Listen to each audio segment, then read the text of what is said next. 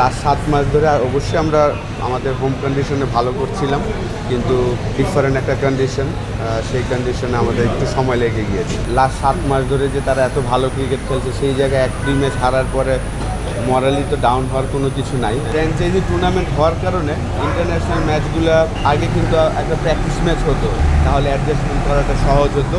ওই অপশনটা এখন নাই। এখন অবশ্যই আসলে এক্সট্রা একটা যে ওই বাউন্সটা আমরা অ্যাডজাস্ট করতে আমাদের একটু সময় লেগে গিয়েছে। প্রথম টেস্ট ম্যাচ তো আমরা আসলে ভালো করতে পারিনি, পরে আমাদের থার্ড ওডিআইতে যে আমরা ওই অ্যাডজাস্টমেন্টটা করতে পেরেছি। এটা আমি মনে করি যে সামনে যে আমাদের 2027 ওয়ার্ল্ড কাপে ওইভাবে আমরা হয়তো বা প্রিপারেশন নিতে পারবো, এবং এই সফরটাতে অবশ্যই আমি মনে করি যে আমাদের অস্ট্রেলিয়া সিরিজটাতেও কাজে দিবে। এইখানে যে এক্সট্রা একটা বাউন্স এবং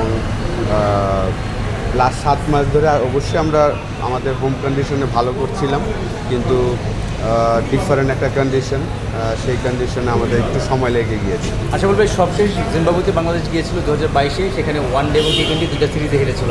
এবার টি-20 সিরিজ জিতলেও আপনার টেস্ট এবং ওডিআই হেরেছে। মানে জিম্বাবুতে গিয়ে কী হয় আসলে? না, আপনি যদি দেখেন যে আমাদের ওয়ান ডেটা আমরা খুব সিরিয়াসলি নিয়েছিলাম, যেন আমাদের যেহেতু পয়েন্টের একটা ব্যাপার ছিল, সেই জায়গায় কিন্তু আমরা মুস্তাফিজ বলেন সবাই ছিল, কিন্তু তারা ইনজুরির কারণে কিন্তু খেলতে পারেনি। সেকেন্ড ম্যাচ থেকে আসলে মুস্তাফিজ খেলতে পারেনি। তো ওয়েদার কন্ডিশনটা আমি মনে করি যে জিম্বাবুতে যখনই আমরা যাই, তাদের এখন যদি আপনি খেয়াল করে থাকেন যে ফ্র্যাঞ্চাইজি টুর্নামেন্ট হওয়ার কারণে ইন্টারন্যাশনাল ম্যাচগুলো আগে কিন্তু একটা প্র্যাকটিস ম্যাচ হতো, একটা 3 ডে ম্যাচ বা একটা 1 ডে ম্যাচ যদি হতো, তাহলে অ্যাডজাস্টমেন্ট করাটা সহজ হতো।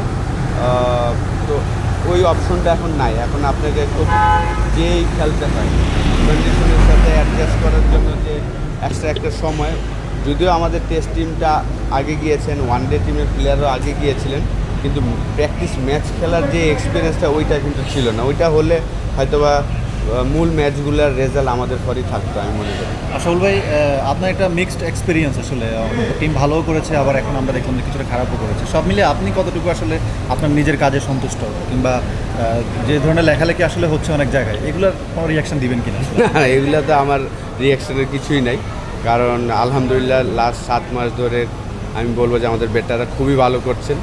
একটা সিরিজ খারাপ হতেই পারে, একটা টেস্ট ম্যাচ খারাপ হয়েছে, এর আগের 4টা টেস্ট ম্যাচে কিন্তু অসাধারণ খেলেছেন আমাদের ব্যাটসম্যানরা। তো আমি চেষ্টা করছি আমার জায়গায় আমার বেস্টটা দেওয়ার জন্য। আর অস্ট্রেলিয়ার জন্য কি কেমন আশা করছেন? অস্ট্রেলিয়াতে 2টা টেস্ট, ঐতিহাসিক টেস্ট আসলে অনেক বছর পরে। অবশ্যই অস্ট্রেলিয়াতে আমি মনে করি যে টাফ হবে, কিন্তু একটা পজিটিভ দিক যে আমরা আগে যাচ্ছি, প্রায় 10-12 দিন আগে যাচ্ছি, একটা 3 ডে ম্যাচ খেলার অপরচুনিটি আছে আমাদের। তো আমি আশা করব আমাদের সবাই যদি সুস্থ থাকে, অবশ্যই টেস্ট 2টা ম্যাচই আমরা ভালো করার চেষ্টা করব। ওভারঅল সব কিছু মিলিয়ে আসলে এরকম হারার পরে টিম ম্যানেজমেন্ট কী বার্তা থাকে আসলে প্লেয়ারদের কাছে? প্লেয়ারদেরকে মোটিভেশন করার জন্য আপনাদের মেসেজটা কী থাকে? না, দেখেন আপনি একটা 2টা ম্যাচ আপনি হারতেই পারেন, কন্ডিশন ডিফারেন্ট কন্ডিশন।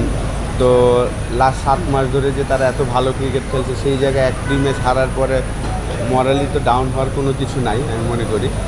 অবশ্যই একটা ডিফারেন্ট কন্ডিশনে খেলেছেন, সেই জায়গায় এই একটা এক্সপিরিয়েন্স হয়েছে। কারণ আপনি যদি দেখেন যে তানজিম তামিম, তৌহিদ হৃদয়, রিশাদ, তাদের এটা ফার্স্ট ট্যুর জিম্বাবুয়েতে এই ধরনের কন্ডিশনে খেলাটা, সেই জায়গায় যে তারা অ্যাডজাস্টমেন্ট করেছেন, আমি বলবো যে তামিম অসাধারণ পারফরমেন্স করেছে। 3টা 1 ডে এবং 3টা টি-20-র মধ্যে প্রায় 4টা ব্যাক টু ব্যাক 50 করেছেন। তার ব্যাটিং দেখে বোঝা যাচ্ছিল যে কন্ডিশন সে চমৎকারভাবে অ্যাডজাস্ট করছেন।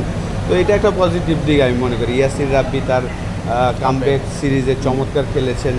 তো একটা 2টা ম্যাচ আসলে আমরা কেউই চাই না হারতে, কিন্তু হারার পরে তো অবশ্যই পজিটিভ জিনিসগুলো তো আমাদের বের করে আনতেই হবে। ভাই, আমার থেকে লাস্ট কোয়েশ্চেন, সেটা হলো গত 1 বছর ধরে আমরা আলোচনা করছি বা আলোচনা হচ্ছে যে বাংলাদেশ কি 27-এর বিশ্বকাপে সরাসরি খেলতে পারবে কিনা। ঘরের মাঠে বেশ কয়েকটা সিরিজ জেতার পরে একটা পজিটিভ ব্যাপার ছিল, আবার জিম্বাবুয়ের কাছে হেরে র্যাঙ্কিংও পিছিয়ে যাওয়া, সব কিছু মিলে আসলে বাংলাদেশ কোন পর্যায়ে আছে, কতটা চাপে আছে? দেখেন আসলে ওই বিষয় নিয়ে একদমই আমরা ওয়ারিড না ম্যানেজমেন্ট, কারণ আমরা প্রত্যেকটা সিরিজ বাই সিরিজ যাওয়ার চেষ্টা করছি। এই সিরিজের আগে টানা 5টা সিরিজ বাংলাদেশে উইন করেছিল, তো এই সিরিজটা আমাদের পরে যায়নি।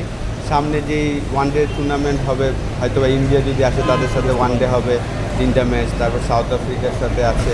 তো ওই সময় আমরা চেষ্টা করবো আমাদের বেস্ট ক্রিকেটটা খেলার জন্য।